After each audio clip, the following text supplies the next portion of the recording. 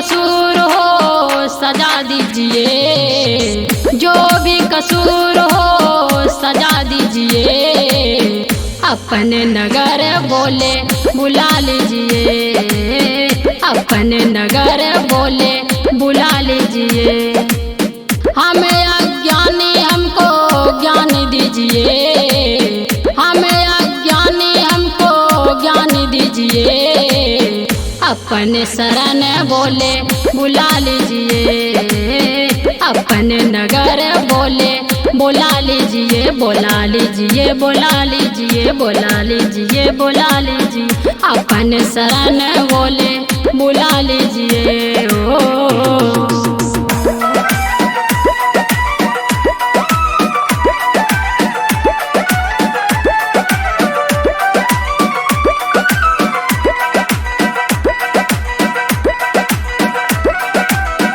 निर्धन खड़ा है गुरुवर कामर लेके, अंधा खड़ा है गुरुवर जलवा लेके। निर्धन खड़ा है गुरुवर कामर लेके, अंधा खड़ा है गुरुवर जलवा लेके।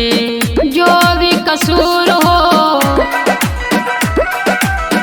जो भी कसूर हो सजा दीजिए।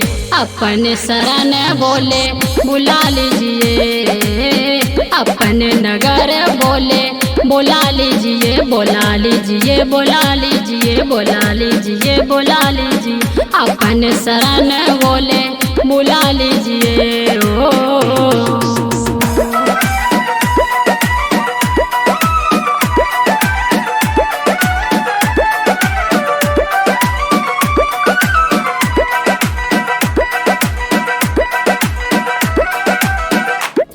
चुनरिया में गुरुवर कामर सजाएंगे, तेरे चरणों में गुरुवर दर्शन पाएंगे। लाल चुनरिया में गुरुवर कामर सजाएंगे, तेरे चरणों में गुरुवर दर्शन पाएंगे। रूबी को अपना गुलाम, रूबी को अपना गुलाम बना लीजिए।